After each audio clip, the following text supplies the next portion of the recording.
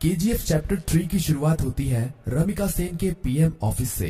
रमिका सेन को एक ऑफिसर बता रहा होता है कि पिछले 3 सालों से रॉकी ने विदेशों तक अपना बिजनेस फैला दिया था और इंडोनेशिया और अमेरिका में भी उसने कई इलीगल काम किए थे। इसीलिए इंडोनेशिया और अमेरिका की सिक्योरिटी फोर्स भी रॉकी को पकड़ना चाहती थी, पर अब रॉकी मर चुका है। पर इंडोनेशिया और अमेरिका में रॉकी के इलीगल काम अभी भी चल रहे हैं। रमिका सेन कहती है तो इंडोनेशिया और अमेरिका की गवर्नमेंट को उसके खिलाफ एक्शन लेना चाहिए। तभी वो ऑफिसर बताता है कि गवर्नमेंट ऐसा नहीं कर सकती, क्योंकि रॉकी ने 1979 से 1981 तक इन 3 सालों के अंदर ही अपने सोने के बिजनेस को काफी बड़ा कर लिया था। विदेशों में भी हजारों लाखों लोग उसके लिए काम करते हैं और खुद गवर्नमेंट के लोग भी उसके साथ मिले हुए हैं। इसीलिए गवर्नमेंट चाहकर भी उसके खिलाफ एक्शन नहीं ले सकती। फिल्म की कहानी अब फ्लैशबैक में जाती है और हमें रॉकी के जीवन के उन्हीं 3 सालों के बारे में पता चलता है, जिसमें उसने अपने साम्राज्य को विदेशों तक फैला दिया था। सभी माइनों पर कब्जा होने के बाद रॉकी ने और कई माइनों की खोज कर ली थी और सभी लोगों को उनकी खुदाई में लगा दिया था। रॉकी ने उन सभी माइनों से तेजी से सोना निकाला और इकट्ठा करता गया और बाहर के बड़े बड़े देशों में एक्सपोर्ट करने लगा। रॉकी को विदेशों से काफी बड़े बड़े ऑर्डर आने लगे, जिनको पूरा करने के लिए उसने खुदाई को और तेज करवा दिया था। दूसरी तरफ से उसने माइन की खुदाई के लिए और सोने की खोज के लिए अमेरिका से कई टेक्नोलॉजी मशीन भी मंगाई थी, जिससे वो जल्द से जल्द इन सभी माइनों को सोना निकालकर इकट्ठा कर सके। रॉकी ने अगले 1 साल के अंदर इन माइनों से इतना सोना निकाला था जितना कि पिछले 20 सालों में भी नहीं निकाला था। दूसरी तरफ रॉकी ने अपने इलाके को एक इंडस्ट्रियल एरिया बना लिया था और माइन में काम करने वाले लोगों के लिए उसने अच्छे घर, स्कूल, कॉलेज, अस्पताल सब कुछ बना दिए थे। इसीलिए खुदाई करने वाले लोग उसे काफी पसंद करते थे और उसके लिए अपनी जान देने के लिए भी तैयार थे। धीरे धीरे करके रॉकी का साम्राज्य बड़ा ही होता जा रहा था। विदेशों में सोने का एक्सपोर्ट करते करते रॉकी की जान पहचान भी विदेशों की सरकार से भी हो गई और सरकारों के कई लोग रॉकी के साथ मिल गए। रॉकी कई बार इंडोनेशिया और अमेरिका में भी गया था। वहाँ पर भी उसने अपने सोने के साम्राज्य को काफी बड़ा कर लिया था। इस साम्राज्य को फैलाने में सरकार के कई लोगों ने उसकी मदद की थी और रॉकी ने एक गैंग अपनी इंडोनेशिया में और एक अमेरिका में भी खड़ी कर ली थी और रॉकी ने इन गैंग के लिए अपना एक एक लीडर भी बना लिया था और रॉकी उन सभी का राजा बन गया था।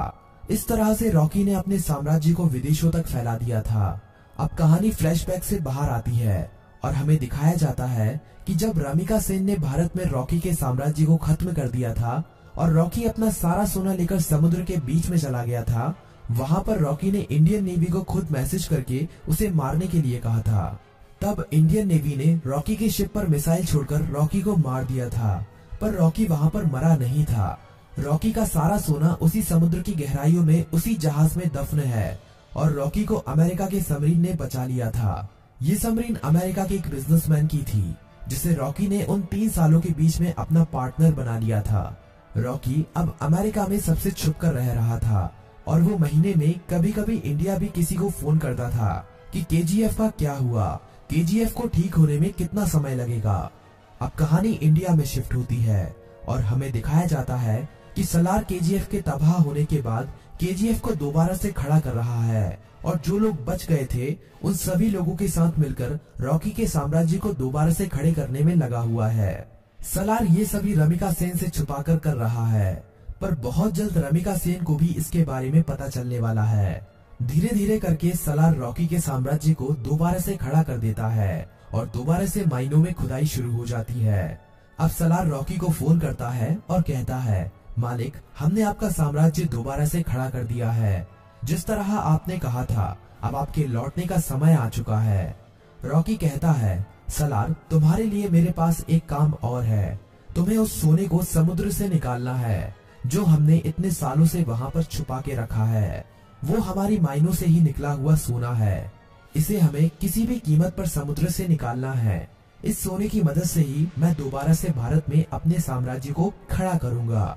सलार सोने को समुद्र से निकालने के काम में लग जाता है और इंडिया में अब एंट्री होती है रॉकी की। सलार अपने लोगों को कहता है कि मालिक कई सालों के बाद यहाँ पर पधार रहे हैं, उनके स्वागत में कोई भी कमी नहीं रहनी चाहिए। किसी को नहीं पता था कि ये मालिक कौन है। रॉकी अकेला ही अमेरिका से आ रहा होता है। केजीएफ में रॉकी का स्वागत धूमधाम से किया जाता है। सभी लोग रॉकी को देखकर हैरान थे, क्योंकि उन्हें लग रहा था कि रॉकी मर चुका है, लेकिन रॉकी तो अभी जिंदा है। रॉकी अपनी माइनों का काम देखने के बाद सीधा मिलना चाहता था रामिका सेन से। सलार कहता है कि हम भी उसके साथ चलेंगे, पर रॉकी कहता है कि नहीं, मैं अकेला ही मिलने जाऊंगा। रॉकी अकेला ही अपनी रोल्स रॉयल कार में जा रहा होता है। तभी नाके पर पुलिस उसे पकड़ लेती है। पुलिस वाले जानते नहीं हैं कि वो रॉकी है। वो रॉकी के पास लाइसेंस न होने की वजह से और ओवर स्पीडिंग होने की वजह से थाने ले जाती है।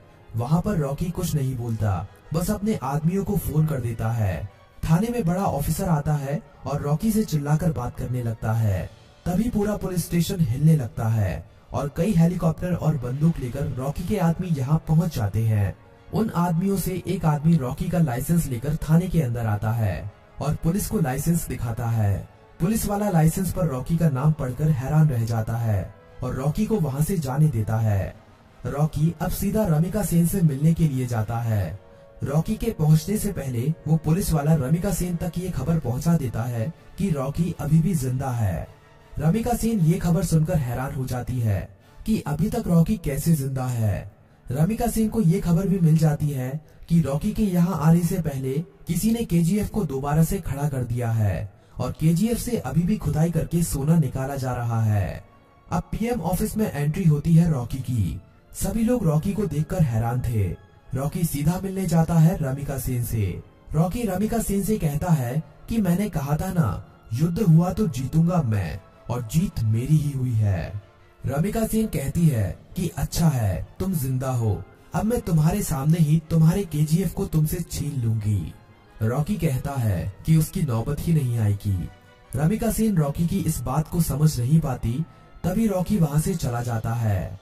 अगले कुछ ही दिनों में रॉकी रामिका सेन की सरकार गिरा देता है और सरकार में अपनी पार्टी को जिताकर अपने आदमी को प्रधानमंत्री बना देता है। रॉकी अब दोबारा रामिका सेन को फोन करता है और कहता है कि अब क्या करोगे, अब तो तुम्हारी सरकार भी नहीं रही। रामिका सेन कहती है कि अब मेरी जिंदगी का एक ही मकसद है, तुम्हारी मौत। रामिका सेन रॉकी के सभी दुश्मनों को इकट्ठा करती है। रामिका सेन इनायत खली से भी हाथ मिला लेती है और जितने भी रॉकी के देश विदेश में दुश्मन थे, सभी को इकट्ठा करके रॉकी को मारने का प्लान बनाती है। रॉकी को मार पाना आसान नहीं था। रॉकी जितना अकेला खतरनाक था, उससे ज्यादा खतरनाक उसके गैंग के लोग थे। रामिका सेन को इंडोनेशिया और अमेरिका की गवर्नमेंट से भी सपोर्ट मिलता है, लेकिन रॉकी जानता था कि रामिका सेन उसके केजीएफ को तबाह करने में अपना पूरा जी जान लगा देगी। रामिका सेन जानती थी कि रॉकी को उसके केजीएफ में घुसकर मार पाना अब काफी ज्यादा मुश्किल हो गया है, क्योंकि अब रॉकी ने अपने केजीएफ में मिसाइलों को रोकने के लिए अपने केजीएफ के चारों तरफ रडार सिस्टम और काउंटर मिसाइल रख दी हैं।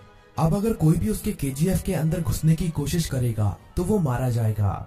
रामिका सेन जानती थी कि रॉकी को मारने के लिए उसको केजीएफ से बाहर निकालना पड़ेगा और अकेले रॉकी के मरते ही उसका सारा साम्राज्य खत्म हो जाएगा। इंडिया में अपनी गवर्नमेंट खड़ी करने के बाद इंडिया की गवर्नमेंट रॉकी के लिए एक काफी बड़ी पार्टी रखती है। इस पार्टी में विदेशों के बड़े बड़े बिजनेसमैन, बड़ी बड़ी गवर्नमेंट के लीडर आते हैं। रॉकी की सिक्योरिटी के लिए इस पार्टी में काफी ज्यादा सिक्योरिटी लगी हुई थी। रॉकी पार्टी में पहुंच जाता है। थोड़ा नाच गाना होने के बाद पार्टी में एंट्री होती है रामिका सेन की। रॉकी से थोड़ी बातचीत करने के बाद रामिका सेन कहती है कि अब समय आ गया है कि तुम्हारे साम्राज्य को यहीं पर खत्म कर दिया जाए।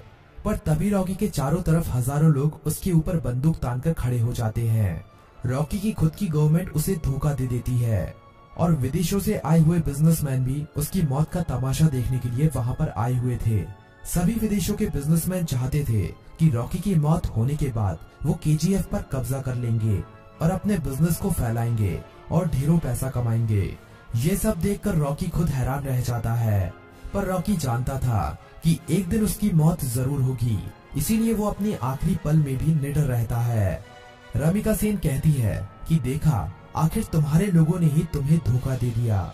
इतना कहते ही सभी लोग रॉकी को गोलियों से भून देते हैं और रॉकी की मौत वहीं पर हो जाती है और फिल्म यहीं पर खत्म हो जाती है।